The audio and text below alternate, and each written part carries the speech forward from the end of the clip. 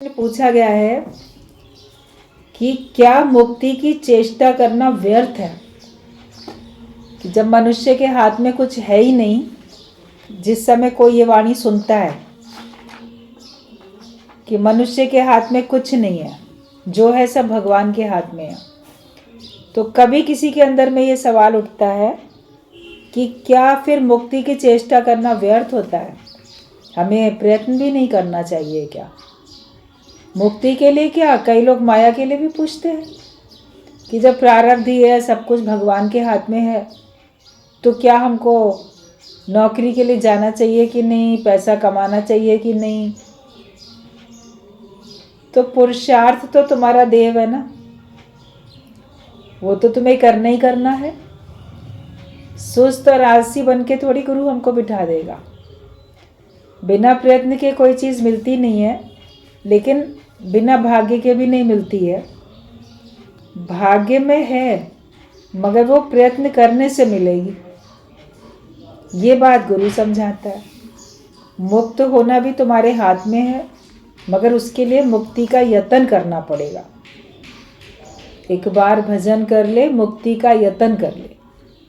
मुक्ति का यत्न तो करना पड़ेगा ना तुमको। वो भी नहीं करोगे तो फिर आपको मंजिल तो मिलेगी नहीं। जो अनुभूति होती है वो आपको अपनी स्वयं की होती है, मगर उस मार्ग पे चलने के लिए गुरु हमको दिशा निर्देश करता है, मार्गदर्शन करता है। वो हमारा गाइड बन के अपनी वाणी के माध्यम से हमको उस परम पद तक पहुंचा देता है।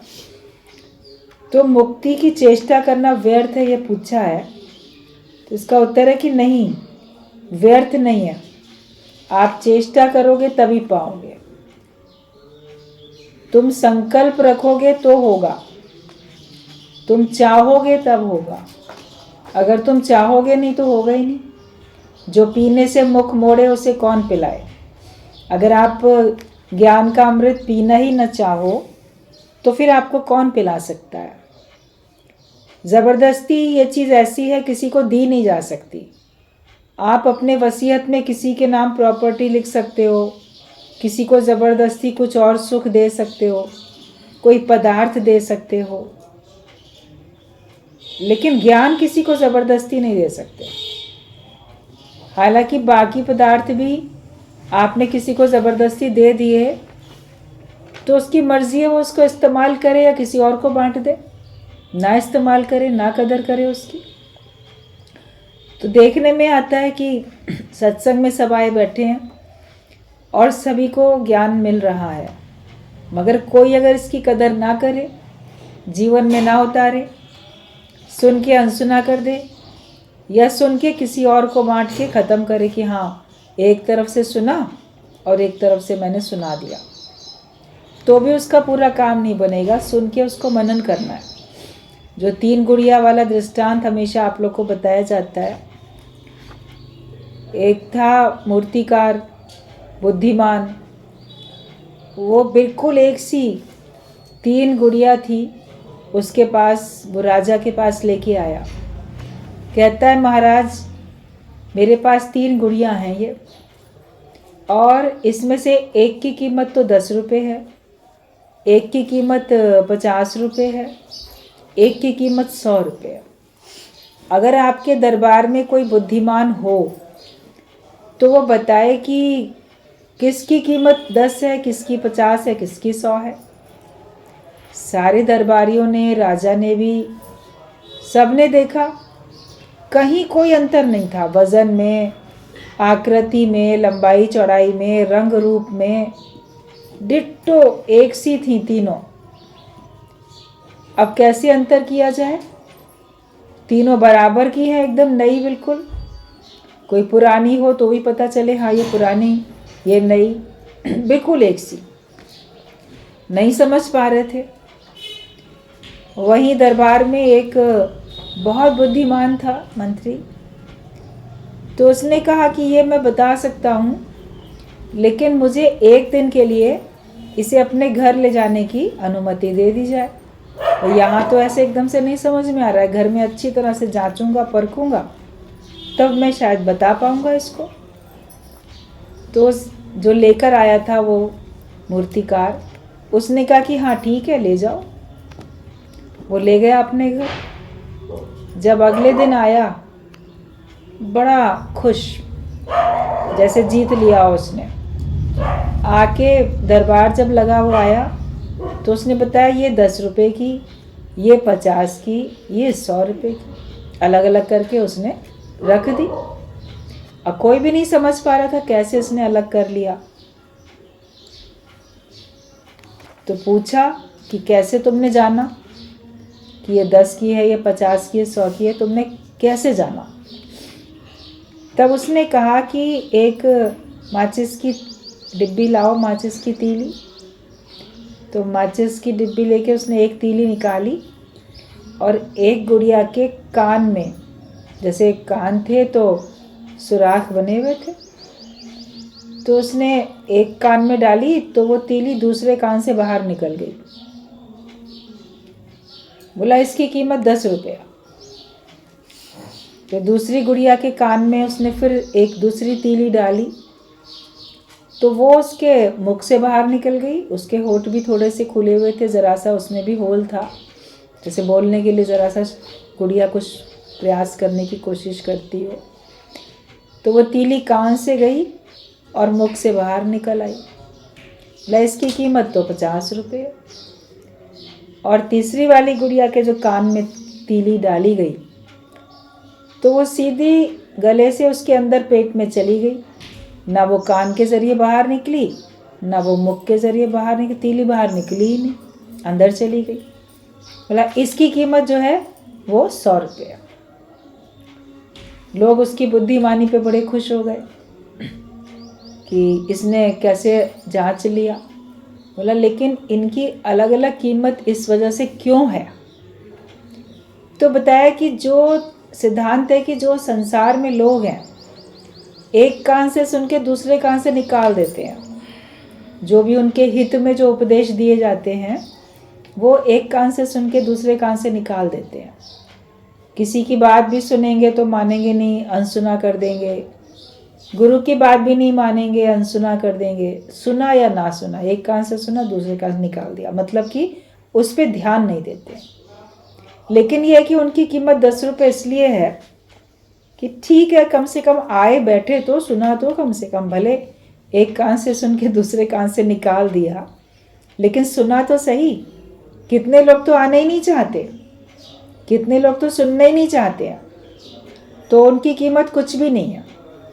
लेकिन जो आता है, सुनता है, भले उस पर अमल नहीं करता, ध्यान नहीं देता, लेकिन कम से कम बैठा तो है, उसकी टोकरी कुछ तो साफ हो रही है, उसका मन कहीं ना कहीं कभी ना कभी सुन भी सकेगा, तो वो आके बैठा कम से कम, इसलिए उसकी कीमत 10 रुपये। और कुछ लोग ऐसे होते हैं जो एक कान से सुन के मुख से वर्णन खूब करेंगे, सुनेंगे और वर्णन खूब करेंगे। आज ये सुना, आज वो सुना, आज ये पॉइंट चला, आज ये दृष्टांत चला, आज ये भजन चला, वो बोल बोल के चले आते हैं।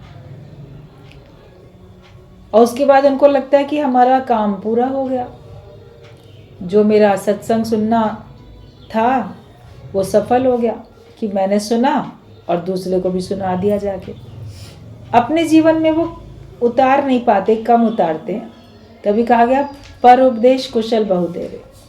दूसरे को उपदेश देने में बहुत लोग कुशल होते हैं, वही बात अपने जीवन में जब लगानी पड़े तो कठिनाई आती है। ज्ञान सुनने सुनाने वाले बहुत हैं, दूसरे को तसल्ली देने वाले भी लोग बहुत हैं, लेकिन जब अपने जीवन में कष्ट परेशानियां आती हैं तो हाय हाय करते हैं। ज्ञान तो सुनो तो तुम्हें शक्ति मिले ना। अगर आप अंदर में कमज़ोर हो तो इतना शक्तिशाली ज्ञान सुनने का मतलब क्या हुआ? आप सह नहीं सकते माया के कष्ट परेशानियां या शब्द, किसी के मान अपमान, द्वंद्वी जोड़ों में सम नहीं रह सकते, सह नहीं सकते, तो फिर ज्ञान सुनने से आपको फ़ायदा नहीं पहुंचा। और आपने सुनाया तो लोगों को बहुत, सुन के सुनाया भी बहुत, इकट्ठा भी कर लिया लोगों को, तो कीमत 50 ही रुपये रहती है कि चलो आपने लोगों को इकट्ठा तो किया, गुरु का कार्य तो किया, सुनाया तो आपने अपने जीवन में मान लो पूरा नहीं भी उतारा, लेकिन क्या पता आपसे सुन के कोई पूर्ण हो जाए, आप अधूरे रह जाओ और संदेश आपने दिया तो कहाँ कहाँ तक फैला दिया। थोड़ी तो मेहनत की, तो इसलिए कीमत 50 रुपया। लेकिन जो ज्ञान सुनता है और उसको अपने में अमल करता है, अपने जीवन में उतारता है, वो सबसे ज़्यादा कीमती हो जाता है। मेरी बढ़ गई है कीमत, तूने भर दिए हैं मोती। गुरु हमारे अंदर ज्ञान के मोती भर देता है और हम भी उनको संजो के संभाल के रखते हैं, चोरों की निगाह से बचा के रखते हैं। आपके पास जो भी हीरे मोती होते हैं, धन संपत्ति, कहीं आप घर से बाहर निकलते हो तो ऐसे खुले में थोड़ी ना हाथ में अपना दिखा के पकड़ के निकलते हो, संभाल के रखते हो ना। बस में, ट्रेन में अपना जो भी पैसा है वो सब आप संभाल के रखते हो कि इसको कोई चोरी ना कर ले। तो ज्ञान के धन की भी तो हमें रक्षा करनी आनी चाहिए। उसको तुम्हारा मन जो है वो कहीं से चोरी कर लेगा, और कुसंग, जो माया वालों का संग है, वो भी आपके ज्ञान को नष्ट कर देता है। बुरे का संग करने से आपके अंदर की अच्छाइयाँ नष्ट हो जाती हैं, ज्ञान भी भूल जाता है। तो इसके लिए सावधानी है, कि हमें सावधानी रखनी चाहिए। मनन अपने लिए करना बड़ा ज़रूरी है। ज्ञान सुनो तो अपने लिए सुनो, दूसरे को सुनाना तो एक अलग बात है। किसी लोगों का उद्देश्य ये होता है, सुन के ना वहाँ सुनाएंगे, सुन के ना इसको बताएंगे। ज़रूर बताओ, गुरु ने कहा है इसीलिए बताना भी है, लेकिन केवल दूसरों को बताने के लिए ही सुन रहे हो, अपनी प्रशंसा पाने के लिए, अपना नाम करने के लिए, अपना यश कीर्ति कुछ पाने के लिए, या अपना कोई लाभ पाने के लिए सुनते हो, सुनाते हो, तो वो तुम्हारा उद्देश्य पूरा नहीं हुआ। फिर वो तुम्हारी मंजिल नहीं है, लक्ष्य वो नहीं बना के रखो। जीवन मुक्त होके बैठो, बंधन में किसी प्रकार के भी हम आए नहीं, वरना हम इसी प्रकार के बंधन में आ जाते हैं कि हम बंधन में आ गए। तो हमें बंधन में कभी भी आना नहीं है, निर्बंधन होके हमको रहना है। ज्ञान से हमारे अंदर में शक्ति आए और उस शक्ति का हम करें सदुपयोग। कमज़ोर बन के नहीं रहो।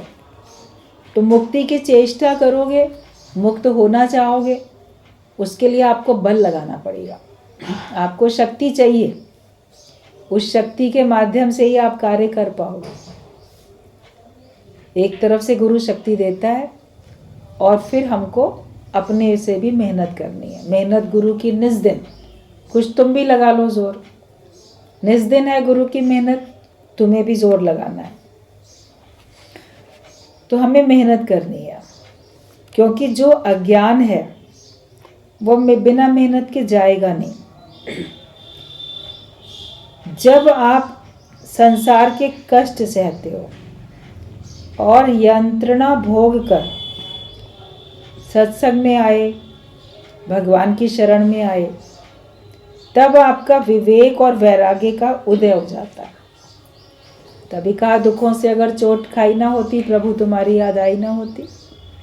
तो हमें भगवान की याद भी तभी आती है। और कभी उसी परिस्थिति की वजह से आप सत्संग की तरफ भी चले जाते हो, भले दुख दूर करने के इरादे से ही गए, लेकिन गए तो दुख तो दूर होता ही है, मगर सत्संग में बैठने से आपका विवेक खुल जाता है। और जो विवेकवान है वही वैराग्यवान भी बनता है। जिसका विवेक खुला हुआ नहीं है वो सच्चा वैराग्यवान बन नहीं सकता। बिना विवेक के वैराग्य क्षणिक होता है। विवेक जागृत होने के बाद जो वैराग्य है वो ही आपका पक्का वैराग्य होता है। तो विवेक और वैराग्य का आपके पास उदय होता है और जीव भगवान का शरणागत होता है। तब उनकी कृपा से ज्ञान लाभ होने पर अविद्या का समूल नाश हो जाता है। अज्ञान हमारा पूरी तरह से चला जाता है। जब हमारे अंदर विवेक है, वैराग्य है, गुरु की कृपा से हमें ज्ञान मिल रहा है और उस ज्ञान के कारण से आपका अज्ञान पूरी तरह से निवृत्त होता है। तो आके तो बैठना हमें ज़रूरी है और सुनना ज़रूरी, सुन के अपने जीवन में उतारना ज़रूरी। केवल आके बैठ जाना ही काम नहीं है, सुनो भी एकाग्रता से, विवेक वैराग्य भी धारण करो, गुरु के कार्य में भी लगो, मगर अपनी स्थिति भी साथ साथ आपको बनानी है, अपने ऊपर भी निगाह रखनी है कि तुम पूरे ज्ञानवान बने कि नहीं बने, अभी तुम्हें जगत मिथ्या लगता है कि नहीं लगता है, अभी तुम्हारी कहाँ पे स्थिति है। तो इसलिए परम करुणिक भगवान ने गीता में बार बार कहा है कि इस अनित्य दुख में संसार में आकर एकमात्र मेरा ही भजन कर, मेरी ही शरण में आ, मैं समस्त पापों से तुझे मुक्त कर दूंगा। भगवान को इसीलिए बोलना पड़ा कि संसार में तो आए हो, लेकिन संसार में आके तुम इस अनित्य संसार में आके केवल मेरी शरण ले लो, केवल भगवान की शरण लो और भगवान की शरण में तुम आओगे तो भगवान ने कहा मैं तुमको सारे पापों से, तापों से, सबसे मैं तुम्हें मुक्त कर दूंगा। इस जन्म मृत्यु रूप दुस्तर संसार सागर से तुझे पार करके आनंद धाम में ले चलूँगा। भगवान का ये प्रण है कि अगर तुम सत्संग में आते हो, ज्ञान सुनते हो, संसार में आए और तुमने सच्ची तरीके से भगवान की शरण ले ली, तो भगवान भी तुम्हें अपना बना लेते हैं। और जिसको भगवान अपना बना लेते हैं वो इस दुख वाले संसार से छूट जाता है। वो जब तक उसके प्राण हैं, जीवित रहता है, तब तक वो सुख का अनुभव करता है, जीवन मुक्ति का आनंद का अनुभव करता है, और देह छूटने के बाद वो उस परमात्मा में लीन हो जाता है, उस परमेश्वर में वो समा जाता है, उसका योग लग जाता है। तो शरणागत होने के लिए ज्ञान हो, ज्ञान के लिए सच्चा गुरु, सत्संग और आपका विवेक वैराग्य पक्का हो। सारी बातें हमारे अरस परस चलती हैं। लेकिन आजकल तो यही स्थिति है कि बस लाके कोई दे दे और हम बैठकर मौज उड़ाएं। हम खुद हिल भी नहीं सके, मतलब खुद पुरुषार्थ ना करें, कोई हमें पकी पकाई दे दे और हम उसकी मौज मनाएं। मेहनत नहीं करना चाहता व्यक्ति, धन कमाने के लिए भी मेहनत नहीं करना चाहता, इजी मनी चाहता है, आसानी से मिल जाए, बिना मेहनत किए मिल जाए। और ज्ञान भी उसके लिए भी मेहनत नहीं करना चाहता। ज्ञान का धन भी सोचते हैं कि आसानी से मिल जाए, बिना मेहनत किए हमको गुरु मुक्त कर दे। तो मुक्त होने के लिए छूटना तो तुमको पड़ेगा ना, निरासक तुमको होना पड़ेगा, हर तरफ से मन तुमको हटाना पड़ेगा। माया बाहर की कमाने के लिए बाहर से मेहनत है, और ये ज्ञान का धन कमाने के लिए आपके अंदर की मेहनत है। आपका संकल्प हो, इच्छा हो, चाह हो, आपकी छूटना चाहो। बोला गया सतगुरु सिख का बंधन काटे। जो सच्चे गुरु होते हैं वो शिष्य का बंधन काटते हैं, लेकिन गुरु का सिख विकार ते हाटे। गुरु तो बंधन काटेगा, पक्की बात है, उसके अलावा कोई आपका बंधन काट नहीं सकता। लेकिन अगर आप गुरु के शिष्य हो तो आपको विकारों से तो हटना पड़ेगा ना। आप पड़े रहो उसी कीचड़ में। मान लो कोई किसी नाले में गिर जाए, कीचड़ में गिर जाए और कहे कि मुझे स्वच्छ कर दो, साफ कर दो, तो उसको उस नाले से, उस कीचड़ से बाहर तो आना पड़ेगा ना। वहीं पे पड़े पड़े कोई बोले ना ना मुझे ऐसे ही नहला दो, वहाँ पे कोई उसके ऊपर कितना भी पानी डालता जाएगा, रहेगा तो वो कीचड़ में ही ना। तो वहाँ से हटना पड़ेगा, फिर आप स्वच्छ हो जाओगे, फिर आप स्नान करोगे तब स्वच्छ हो जाओगे। तो हमें तो विकारों से हटना पड़ेगा ना। इसीलिए बोला गया गुरु का सिख विकार ते हटे। विकार से हटो तब तुम निर्बंधन हो सकते हो। गुरु की कृपा तभी तुम्हारे पर असर करेगी। हम उसी माया में रहें और सोचें कि गुरु कृपा करे। वो तो कृपा कर ही रहा है। अपनी कृपा हमें करनी है। अपनी कृपा जिस आप करे सो सेवक गुरु की मत ले। गुरु की समझ वही धारण करेगा जो अपने पे कृपा करेगा। तो आजकल तो लोग आसानी से पैसा भी आसानी से कमाना चाहते हैं और सत्संग में भी अंदरूनी अपने से मेहनत नहीं करना चाहते। आएंगे, बैठेंगे, दिखावा कर लेंगे, या सचमुच में बैठ भी रहे हैं मन से, मगर बहिर्मुखी प्रवृत्ति है। तो बहिर्मुखी प्रवृत्ति होने से वो अपने पे ध्यान कम देते हैं, इसीलिए उनको ज्ञान की शक्ति उनके पास नहीं रहती और वो छोटी छोटी बातों में विचलित होते हैं। सहन शक्ति नहीं होती, कोई भी बात वो सह नहीं पाते और वो फिर गिरावट की ओर चले जाते हैं, जन्म मरण के चक्कर में चले जाते हैं। छोटा छोटा दुख भी उनके लिए बहुत बड़ा लगता है, लेकिन जो ज्ञानी होता है वो भारी से भारी दुख में भी चलायमान नहीं होता। कितना भी दुख आ जाए, जो संसार की दृष्टि में सुख है मगर उसके लिए वो दुख है, और जो संसार की दृष्टि में सुख है वो उसके लिए दुख है। संसार की दृष्टि में जो सुख है, दुख है, वो उसके लिए सुख है। इसलिए ज्ञानी और अज्ञानी में दिन और रात का अंतर बताया गया। वो तो सुख देता है अगर भगवान, तो उसको तकलीफ होती है, क्यों मुझे सुख दे रहे हो, मैं इसमें अटक रहा हूँ। और दुख देता है तो वो राजी रहता है, ठीक है ये बिच्छू हमारे पले हुए हैं दुखों के, ये डंक लगाते हैं और हमें तुम्हारी याद आती रहती है। तो सहन शक्ति तो होनी चाहिए। जब तक अपने पे कृपा नहीं करोगे, आपके अंदर ज्ञान की शक्ति आपको मिलने वाली नहीं है। तो हम क्या चाहते हैं कि कोई मेहनत नहीं करना चाहते, सबको चालाकी से ही धोखा देकर सब अपना काम बनाना चाहते हैं। संसार में भी चतुराई चालाकी रख के या धोखा दे के अपना काम बनाना चाहता है व्यक्ति, कि मुझे अपने से मेहनत करने को ना पड़े और दूसरे का मैं माल किसी बहाने से हड़प लूँ। मित्र बन के भी घात करते हुए लोग दिखते हैं।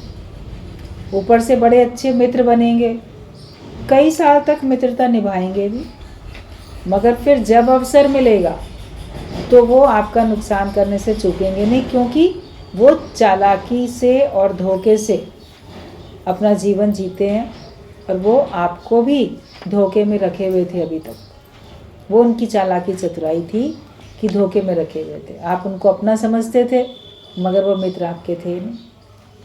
कई बार आप लोगों ने ऐसे अपराधियों को देखा भी है, टीवी में, पेपर में पढ़ा है कि काफ़ी साल पुरानी दोस्ती थी तो भी उन्होंने किसी का इतना भारी नुकसान कर दिया। तो ऐसे व्यक्ति चतुर चालाक हैं, वो कोई मेहनत नहीं करना चाहते, वो अवसर की ताक में रहते हैं कि कब हमें अवसर मिले और कब हम अपना लाभ ले लें, कि वो सबको धोखा देकर चालाकी से ही अपना काम बनाना चाहते हैं। विशेषतः आध्यात्मिक विषयों में वे चाहते हैं इतनी चेष्टा करना हमें तो जैसे होता ही नहीं, तुम ही सब कर दो, या कुछ दिन या कुछ महीने एक आध घंटा आंख मूंद कर बैठ कर देखा और शिकायत करने लगे, मेरे से तो कुछ भी नहीं हो पाता है, भाई हमसे तो ज्ञान पक्का नहीं होता, हमसे तो ध्यान नहीं लगता, हमारा मन तो एकाग्र नहीं होता, हमसे नहीं हो पाएगा। ये जो ज्ञान में पुरुषार्थ करना है, अपने से मेहनत करना, ये हमसे नहीं हो पाएगा। मनुष्य ये कह के छूट जाता है, कहता है तुम ही सब कर दो, हम बैठ के मौज उड़ाएं। जैसे नाव में बैठ गए और फिर सैर का आनंद लेते हैं, मल्लाह चला रहा है नाव को, या गाड़ी में बैठे हैं, ड्राइवर चला रहा है, तुम लोग अपना गा बजा रहे हो, खा पी रहे हो। तो सत्संग में भी वही कई लोग उद्देश्य रख लेते हैं, मेहनत सब गुरु करता रहे, हम तो बस आएंगे और मौज उड़ा के चले जाएंगे, गा बजा के खा पी के हम निकल जाएंगे, मेहनत हमें ना करनी पड़े। तो यहाँ तो ऐसा नहीं होगा, आपको तो अपने से स्वयं से मेहनत करनी ही पड़ेगी, बिना मेहनत के कुछ भी नहीं हासिल होगा। तो आध्यात्मिक विषय में भी आप कह देते हो कि हम इतनी मेहनत नहीं कर सकते, इतनी माया नहीं काट सकते, इतनी लोकारीत नहीं काट सकते, हम तो इतने तक ही रहेंगे, इतना हो गया तो हमसे बहुत हो गया, इसी में मुझे मुक्त कर दो। तो ऐसा कुछ नहीं हो पाएगा यहाँ पे। ऐसे लोग मन को स्थिर नहीं कर पाते, इसलिए उनको कुछ भी उन्नति मालूम ही नहीं पड़ती है। जो लोग अपने मन को स्थिर नहीं कर पाते हैं तो उनको फिर अपनी उन्नति पता ही नहीं चलती है। मन हलचल में है। हलचल में क्यों है? क्योंकि उसके अंदर जगत है। बोलते थिर मन ब्रह्म, अथिर मन संसार। अगर आपका मन हलचल में है, इसका मतलब आपके अंदर संसार है, आपके अंदर अभी भगवान का भाव नहीं है। तो हमें इसीलिए उन्नति मालूम नहीं पड़ती है। विवेकानंद ने कहा है कि क्या तुम समझते हो कि भगवान कोई शाक सब्जी ही है कि झट से पैसा फेंका और खरीद लिया। जैसे आप जाते हो सब्जी मंडी में या किसी सब्जी खरीदने के लिए, वहाँ दिख रही है आपको, बस पैसा दिया लेके चले आए, आसानी हो गई। तो आप क्या भगवान को भी पाना ऐसे ही समझते हो? बस आए सत्संग में, सुना और बस हाँ हम तुम्हारे बन गए, तुम मेरे बन जाओ। केवल कह लेने से थोड़ी तुम मेरे बन जाओगे, या तुम उसके कहने से थोड़ी मेरे बन गए। सचमुच में उसका बनना पड़ता है। दुनिया का बन के देख लिया, भगवान का बन के देख जरा। और भगवान का अगर बनोगे तो केवल भगवान का बनना पड़ेगा। यहाँ पर केवल आपको सब्जी खरीदने वाली सस्ता सौदा नहीं है। शीश दो तो ईश पाओ, वो सौदा होता है। जैसे कि पूरा खेती आपको खुद करनी पड़ती है। बीज भले गुरु दे देता है, मगर उसको अपने हृदय की भूमि पे आपको बसाना पड़ता है, अंकुरित करना पड़ता है, तब आपको आनंद शांति कुछ मिल पाती है। तो भगवान को क्या हमने इतना सस्ता समझा है कि झट से पैसा फेंका और खरीद लिया? तो शीघ्र फल प्राप्ति की ओर फिर इतनी नज़र क्यों है? काम किए चलो, समय पर आप ही फल प्राप्ति हो जाएगी। आप बीज बो, उसका आप थोड़े समय इंतज़ार करो, अंकुरित होगा, फिर उसकी आपको संभाल करनी पड़ेगी, वो पेड़ पौधा बनेगा, बड़ा पेड़ बनेगा, फिर ऋतु आए फल हुए। जब समय आएगा तो उसमें फल भी फूल भी सब आपको मिलेंगे। तो उतना तो आपको धीरज करना ही पड़ेगा और मेहनत भी करनी पड़ेगी। केवल धरती में बीज डालने से आपको फल थोड़ी मिल जाएगा। सत्संग में आए और सुन लिया तो हमको मिल जाए, वो सारी मेहनत तो हमें करनी पड़ती है ना। खुद ही हम अपने ज्ञान के लिए माली बनते हैं और संभाल करते हैं। अच्छे विचार ज्ञान के अपने अंदर रखो, और जो माया के विचार हैं उनको निकालते चले जाओ, उनको अपने अंदर स्थान नहीं दो। तो आप देखोगे समय पे आपको सब फल प्राप्त होगा। आप सिर्फ मेहनत करते जाओ। संसारी आदमी के लिए काम करने पर भगवान मजदूरी देता है, और भगवान के लिए काम करने पर क्या भगवान नहीं देगा? आप संसारिक आदमी के लिए काम करते हो तो भी भगवान उसके ज़रिए आपको मजदूरी दिलवा देते हैं। तो आप डायरेक्ट भगवान के लिए काम करोगे तो क्या भगवान किसी के ज़रिए आपको नहीं दिलवाएंगे? मिलेगा ही मिलेगा, आपको उसका फल अच्छा मिलेगा। विश्वास, निष्ठा, अनुराग चाहिए। भगवान में हमको पूरा विश्वास चाहिए, और पूरे विश्वास के साथ भगवान की भक्ति करो। अविश्वास नहीं आने पाएगी। पता नहीं, सुनते तो हैं, भगवान को जीवन अर्पण तो कर दिया, जाने मुझे भगवान मिलेंगे कि नहीं मिलेंगे। विश्वास रखो, अवश्य मिलेंगे। समय आएगा तब मिलेंगे। आप अपने कार्य में लगे रहो, उसका मनन चिंतन आप करते चले जाओ। और निष्ठा चाहिए पूरी, जैसे कि पूरा उसमें समर्पण का भाव हो पूरा। और अनुराग चाहिए, शुद्ध हमारा प्रेम हो। धैर्य चाहिए, आपके अंदर धीरज भी होना चाहिए। अधीरज हो जाओगे तो फल नहीं मिलने वाला है। बीज बोते बोते ही क्या पौधा बनकर फलने लगता है? बीज बोते हो तो उसी समय थोड़ी ना पौधा बन जाता है और फलने लगता है। उसके लिए भी तो आपको समय चाहिए होता है, इंतज़ार करते हो। तो ज्ञान का बीज आपके अंदर गया है, समय आने पे आपका पूरा का पूरा जीवन ज्ञानवान वाला बन जाएगा। समय आने पे आपको उसका लाभ पता चल जाएगा। तो इसलिए हम धीरज के साथ, धैर्य के साथ काम करें। तो क्या बीज बोते बोते ही क्या पौधा बनकर फलने लगता है? उसके पीछे कितना काम करना पड़ता है, लगे रहना पड़ता है, तब कहीं समय आने पर ही फसल मिलती है। जब एक संसार की फसल के लिए आपको इंतज़ार करना है, तो ज्ञान के लिए भी कुछ तो अपने लिए समय निकालो, और कुछ तो भगवान को भी आप सोचो कि हाँ, मुझे वो स्थिर करने के लिए कुछ तो मुझे समय भगवान भी कहते हैं कि देने के लिए।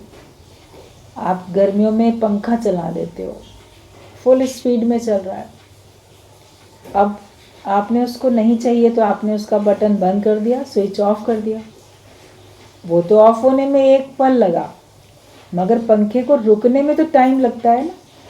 कितनी स्पीड में वो चल रहा था, मान लो फुल स्पीड में था या किसी कम नंबर पे था या 1 नंबर पे भी था, फिर भी जैसे ही आपने बटन बंद किया वैसे ही थोड़ी वो बंद हो जाता है, रुक जाता है, एकदम स्टिल थोड़ी हो जाता है, वो धीरे रुकते रुकते ही रुकता है।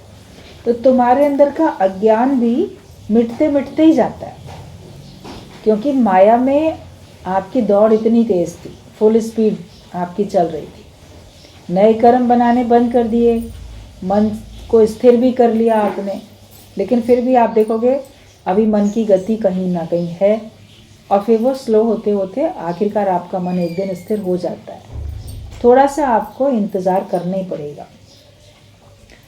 तो देखा जाता है कि अनेक लोग दीक्षा लेने के बाद कुछ दिन खूब लगन से जप ध्यान करते हैं और उसमें विशेष आनंद लाभ करते हैं। उसके बाद वो भाव हटात ही चला जाता है। बैठना फिर किसी भी तरह प्रिय नहीं लगता, हृदय जैसे सब खाली खाली बोध होता है, और वो अपने को अवलंबन शून्य और असहाय समझने लगते हैं। कोई भी काम शुरू में करो तो आपको नया नया काम करने में बड़ा आनंद आता है, फिर आप उसके बाद आपको उससे मन उबने लग जाता है। सत्संग में भी जब कोई नया नया आता है तो उसको शुरू शुरू में बहुत अच्छा लगता है, बड़ी उमंग होती है, लेकिन फिर धीरे धीरे कभी होता है कि उसको स्पीड उसकी स्लो हो जाती है, उसकी खुशी कम होने लगती है, उतनी वो अपने पे ध्यान नहीं देता, उतनी उसको आनंद का भी अनुभव नहीं होता।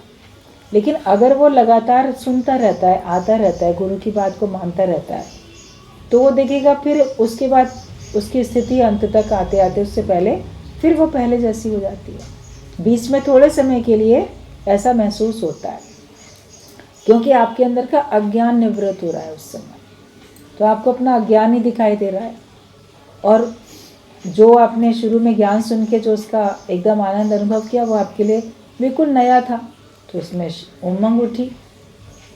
वो उमंग भी ज़रूरी है, मगर फिर अपने अज्ञान को निकालने के लिए उस पर भी देखना ज़रूरी है। बाद में जब अज्ञान पूरा निवृत्त हो जाता है फिर आप वापस अपने सच्चे स्वरूप में आ ही जाते हो। तो हमें शुरू में कभी ऐसे लगता है कि बाद में हमको फिर मन नहीं लगता, और अपने को हम जैसे कि लगता है मेरा कोई सहारा ही नहीं है, माया का सहारा छोड़ दिया, भगवान का मिला नहीं, अपने अभी सहारे पे खड़े नहीं हुए, माया का सहारा लेना छोड़ दिया, तो लगता है हम तो बिल्कुल जैसे बेसहारा से हो गए, अब कहाँ जाए, ना इधर के रहे ना उधर के रहे। अपने को कभी ऐसी स्थिति में भी कोई लाके देखता है, उसको ऐसे महसूस होता है कि शायद अब मेरा कोई भी नहीं बचा, जगत छूट गया, जगत वालों से मन हट गया, और भगवान अभी पूरे मेरे को मिले नहीं, बने नहीं, कोई मेरा अपना बना नहीं, तो अब तो मैं तो बिल्कुल अकेला हो गया। लेकिन भगवान तो तुम्हारे पहले भी थे, अभी भी हैं, हमेशा रहेंगे। वो अकेलेपन की स्थिति थोड़ी देर को होती है, लेकिन अगर आप लगातार ज्ञान में आते रहते हो तो आप देखोगे वो अकेलेपन की स्थिति फिर खत्म हो जाती है। लगता है अरे मैं तो व्यर्थ सोच रहा था, सच्चा साथी तो मेरा सदा मेरे अंग संग है, मेरा ज्ञान मेरे साथ है, मेरा गुरु मेरे साथ है, और उस वजह से सारा संसार मेरे साथ है। तो कभी ऐसा अगर लगता भी है तो इसमें डरने की या निराश होने जैसी कोई बात नहीं है। कभी अगर ऐसी स्थिति आप लोग को आए अपने जीवन में और महसूस हो तो निराश होने की बात नहीं है, डरने की बात नहीं है। उस स्थिति को भी देखो कि हाँ ऐसा भी होता है, ऐसा भी होता है। अपनी स्थिति को देख के उससे उपराम होने के लिए मेहनत करते जाओ। तुम कैसा चाहते हो अपना जीवन? स्थिर, शांत, आनंदमय जीवन चाहते हो तो आप वही पाने का यत्न करो। जो उलझन, जो परेशानी हो रही है, क्यों हो रही है, क्यों हो रही है उलझन परेशानी, ये कब ठीक होएगी, उससे हट जाओ। बोलो वो एक तरफ की बात है, हम तो अपने आनंद में रहते हैं, हम तो हर पल अपनी उमंग में ही रहते हैं। तो डरने की और निराश होने जैसा कुछ नहीं है। सभी बातों में उतार चढ़ाव, ज्वार भाटा, मिलन और विरह है। साधक का मन भी आशा निराशा, आलोक अंधकार से आच्छादित होता रहता है। जो साधक का मन है उसमें भी द्वंद्वी जोड़े आते रहते हैं, कभी आशा कभी निराशा, कभी ज्ञान का प्रकाश है, कभी अज्ञान का अंधेरा है। तो जैसे और सब जगह उतार चढ़ाव होते हैं, तो कभी यहाँ पर भी महसूस होते हैं। जिसके अंतर में ईश्वर या धर्म लाभ की तीव्र आकांक्षा जागृत हुई है, उसकी व्याकुलता इन अवस्थाओं से बढ़ती है। जिसके भी अंदर में ईश्वर की या धर्म लाभ की तीव्र आकांक्षा जिसके अंदर आ जाती है, मुझे भगवान मिले या मुझे ज्ञान का लाभ मिले, मेरे को वास्तव में भगवान का धर्म का लाभ मिले, तो उसकी व्याकुलता भी बढ़ती है इन अवस्थाओं में।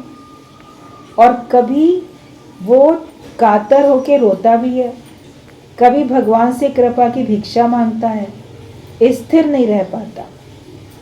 लेकिन तब वो फिर उनकी कृपा से पुनः दुगने उत्साह से साधना में संलग्न हो जाता है और पहले की अपेक्षा काफ़ी आगे बढ़कर आनंद लाभ करता है। तो कभी ऐसी स्थिति आती है कि अकारण ही आपका मन उदास परेशान, कभी आपको रोना आएगा, कभी अकेलापन लगेगा, कभी लगेगा हमारे अंदर कुछ शक्ति नहीं बची है, तो ऐसा महसूस होता है बीच में। लेकिन फिर भगवान की कृपा से आप बड़ी जल्दी उस स्थिति से ऊपर उठ जाते हो और फिर जो पहले शुरू में आप आनंदित थे, अब आप सब देखते हो कि उससे भी कई गुना ज़्यादा आनंद में अब आ गए। तो वो बीच का एक फेज़ आता ही है, हर एक की लाइफ में आता है। और अगर आपकी लाइफ में आ चुका है तो आपकी उन्नति हो रही है, नहीं आया है तो वो फेज़ आएगा ज़रूर, कष्ट कभी महसूस भी होगा।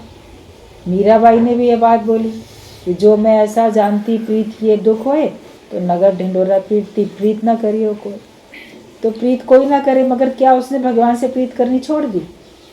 उसने ये कहा ज़रूर कि मैं कहती कोई ना प्यार करे, कोई भगवान की तरफ आगे ना बढ़े, लेकिन फिर भी वो तो बढ़ती चली गई ना। उसको ऐसे बीच में स्थिति आई थोड़ी सी, लेकिन फिर वो आखिरकार भगवान में समा गई। तो ये निराशा वाली स्थिति, कष्ट वाली स्थिति कभी आती है, लेकिन फिर उसके बाद भगवान की कृपा से हम दुगने उत्साह से और हम इस ज्ञान की साधना में संलग्न हो जाते हैं, दुगने उत्साह के साथ, और पहले की अपेक्षा काफ़ी आगे बढ़कर हम आनंद का लाभ ले लेते हैं। कभी महसूस करके देखो कि क्या ऐसी स्थिति आप लोगों को अभी मिली है। किसी की ऐसी होती है तो लोग उस पर हंसते हैं, मजाक बनाते हैं, क्या सत्संग सुनता है, ये क्यों इतना परेशान हुआ घूम रहा है, ये क्यों ऐसे चल रहा है। लेकिन वो उसकी एक अवस्था है, उससे जब वो उपराम हो जाएगा तो उसकी बड़ी मजबूत स्थिति बन जाएगी। अपने स्वयं को एक ईश्वर की शरण में रख के और ज्ञान का लाभ लेने के लिए ही हमको प्रयत्न करना है। दूसरी, हमको किसी बात से कोई मतलब ना हो। और एक श्रेणी के लोग हैं जिनका नवानुराग क्रमशः क्षीण होते जाता है। किसी का तो ऐसा होता है कि शुरू शुरू में आए उसको बड़ी उमंग हुई, बीच में फिर किसी भी कारण से उसको थोड़ी निराशा हताशा हुई, उसको कष्ट महसूस हुआ, और फिर भगवान की कृपा से उसको उससे बड़ी जल्दी उस अवस्था से छुटकारा मिल जाता है और वो फिर अपने अंदर और नई शक्ति का अनुभव करता है, उसको और अच्छा आनंद प्राप्त हो जाता है कि पहले की अपेक्षा काफ़ी आगे बढ़कर वो आनंद का लाभ ले लेता है। और कुछ ऐसे भी लोग होते हैं तो जिनको शुरू शुरू में तो बड़ा अच्छा लगता है, लेकिन क्रमशः वो क्षीण होता जाता है, धीरे धीरे उनका उत्साह उमंग कम हो जाता है और फिर वो क्या करते हैं, सत्संग में आना ही छोड़ देते हैं। थोड़ी सी झलक मिली, अच्छा लगा, मगर फिर उनका मन ऐसा है कि जो उनको ज्ञान से विमुख कर देता है, कि वो क्रमशः फिर उनका जो अनुराग है भगवान के प्रति वो क्षीण होता जाता है, मन में वो तेज और बल नहीं रह जाता। कर्म धर्म सब रूढ़ियों का रूप ले लेते हैं। उसके मन में वो तेज, वो बल भी नहीं रहता, और जो भी उसके कर्म धर्म थे वो सब रूढ़ियों का रूप ले लेते हैं। मतलब उनमें अटक जाता है, रूढ़िवादी विचारधारा का बन जाता है, वो छोड़ नहीं पाता। कई लोग ऐसे होते हैं, सत्संग भी सुनते हैं और लोकारीत में भी खूब पड़े रहते हैं, या जितने भी प्रकार के ये सब तीज त्योहार व्रत ये वो जो कुछ होते हैं ना, एक जैसे कि रूढ़िवादी बन के उनको अपनाते चले जाते हैं कि ये तो क्या भगवान का काम है, ये तो अच्छा काम है, ये तो ऐसा छोड़ ही नहीं पाते हैं, उससे छूट नहीं पाते। तो उनकी फिर ऐसे लोगों की मुक्ति कैसे होगी? फिर जब तक आप छोड़ोगे नहीं तब तक आप आगे बढ़ोगे कैसे? तो उनके मन में वो तेज और बल नहीं रहता, धर्म कर्म सब रूढ़ियों का रूप धारण कर लेते हैं, और उन्हें वे बेगार के रूप में नियम रक्षा के लिए प्रतिवर्ष करते चले जाते हैं। हर साल वही करेंगे। कोई बोलेगा नहीं ये ना मैं साल में एक ही बार करता हूँ ये व्रत, ऐसा वैसा, अगले साल से नहीं करेंगे, तो अगले साल फिर वो करने दिखते हैं हमको। क्यों? क्योंकि वो एक है फालतू का काम, ये भी समझ में आ रहा है, फिर भी वो नियम रक्षा के लिए हमको ना नियम बना के रखना है, और हमको तो दुनिया को दिखाना है कि हम ऐसा करते हैं, तो वो वैसे ही करते चले आते हैं। तो नियम रक्षा के लिए वो प्रतिवर्ष करते चले जाते हैं, या वे उस कार्यक्रम और आसन को ही उठा देते हैं। वे कुछ लोग होते हैं या तो वो करते ही चले जाते हैं, या कोई जो है वो टोटल बिल्कुल छोड़ देते हैं। तो अलग अलग प्रकार के लोग होते हैं। सत्संग में आने के बाद भी आप अपने अपने स्वभाव अनुसार, अपनी आदत अनुसार, क्षमता अनुसार, या अपनी आवश्यकता के अनुसार आप ये दुनियादारी के कामों में लगे रहते हो। संसार के विभिन्न कामकाज समयाभाव या शारीरिक अस्वस्थता का कारण बताकर मन को ठगते हैं। संसार के बहुत सारे काम हैं, या समय नहीं है, या हम बीमार हैं, या हम थक गए थे, ये सब कारण बता के वो अपने ही मन को ठगते हैं। गुरु को थोड़ी ठगते हैं, वो अपने ही मन को ठगते हैं। क्यों नहीं आते हो रोज़? ये काम था, वो काम था, बीमार थे, समय नहीं मिला, या फलाना काम करने गए तो थक गए। इन्हीं सब बातों में आप सोचते हो कि हमने बड़ा एक जेन्युइन एक अपने कारण बता दिया जिसके लिए मैं क्षमा पाने के योग्य हो गया। मगर वास्तव में गुरु तो तुमको माफ़ करके ही बैठा है, भगवान भी तुमको माफ़ करके बैठे हैं, लेकिन तुमने अपने को ही तो ठगा। तुम आ भी सकते थे, तुम समय भी निकाल सकते थे, उसी बीमारी में कैसे कहाँ कहाँ चले जाते हो, उसी व्यस्त अपनी लाइफ में आप और कामों के लिए कैसे अपना समय निकाल के जाते हो, तो ज्ञान के लिए क्यों नहीं समय निकाल के चले आते? तो हम ये सब कारण बता के मन को ठगते हैं। ऐसी हालत में समझना होगा कि उन्होंने एक सामयिक उच्छ्वास के वश या संसार में कुछ विशेष ठोकर खाकर या शोक में पड़कर क्षणिक धर्म भाव या वैराग्य की प्रेरणा से या किसी विशेष स्वार्थ सिद्धि की आशा से ही दीक्षा ली थी अथवा संसार त्याग किया था। इनसे कोई विशेष आशा नहीं की जा सकती। फिर जो इस प्रकार की मेंटलिटी के लोग बन जाते हैं तो उनसे फिर किसी प्रकार की विशेष आशा भी नहीं रखी जा सकती, क्योंकि वो फिर ऐसे ही रहेंगे, सारी ज़िंदगी वो ऐसे ही रहेंगे। कई लोग आएंगे सत्संग में, फिर अभी ये काम है वो काम है, उसके बाद वो आते हुए ही नहीं दिखते। फिर उनसे बोलो पहले तुम कितना आते थे, अब नहीं आते हो, चलो। फिर आपको कोई ना कोई बहाना बना देंगे, जितने बताए गए ना सारे बहाने, ये या इनसे भी बढ़ के आपका मन है तरह तरह के बहाने बनाएगा। तो वो जैसे ठगने वाली बात है। तो ये समझ में आता है कि वो अगर कभी आए भी थे सत्संग में तो या तो किसी के कहने से आ गए थे, या संसार में कुछ विशेष ठोकर खा के आ गए थे, या किसी शोक में पड़ के, या क्षणिक धर्म भाव या वैराग्य की प्रेरणा से। कभी क्षणिक उनमें धर्म भाव जगा था या क्षणिक उनके अंदर वैराग्य आया था, तो वो आते हुए दिखते थे। उसके बाद फिर वो माया में जैसे के तैसे वैसे ही बन जाते हैं। तो या किसी विशेष स्वार्थ सिद्धि की आशा से उन्होंने गुरु बनाया था, या किसी को कहा था कि हम तुम्हारे और तुम हमारे गुरु, या कहीं पे जाके गुरु मंत्र भी लोग लेते हैं, दीक्षा लेते हैं, उसके बाद चलते अज्ञानता के तरीके से हैं। तो केवल स्वार्थ के लिए, ताकि लोग समझें कि मैं गुरुवान हूँ, मुझे लोग अच्छा समझें। तो किसी स्वार्थ के कारण से ही वो दीक्षा लेते हुए दिखते हैं, या किसी स्वार्थ के कारण से ही उन्होंने संसार का त्याग किया था। उनका जो वैराग्य भी उनका था वो ऐसे ही था, क्षणिक था। या संसार का त्याग भी अगर कोई दिखा त्यागी, वो भी किसी स्वार्थ के कारण, उसको संसार में कष्ट मिले तो कष्टों से छूटने के लिए उसने वैराग्य का या संन्यास का सहारा उसने ले लिया। तो इनसे, ऐसे लोगों से कोई विशेष आशा नहीं की जा सकती। फिर ऐसे लोगों से भगवान भी कोई आशा नहीं रखते और गुरु भी नहीं आशा रखता है। वो देखता है, कई बार आपको टोकेगा, समझाएगा, मगर जब जानेगा ये लोग वहीं के वहीं पड़े रहेंगे तो बोलता है ठीक है, छोड़ दो इनको, ये जैसे में है वैसे ही रहेंगे। एक कीड़ा होता है, अगर उसको फूलों में रखो तो फूलों से उतर के वापस वो गोबर में उधर चला जाता है, नाली में चला जाता है। तो गुरुजी बोलते थे तुम लोग का मन भी नाली का कीड़ा, तो तुम्हें गुरु ज्ञान के इस फुलवारी में रखेगा, मन वहाँ से हट के फिर संसार के कीचड़ में चला जाएगा, या तुम फिर आगे बढ़ोगे ही नहीं, उन्नति होएगी नहीं तुम्हारी।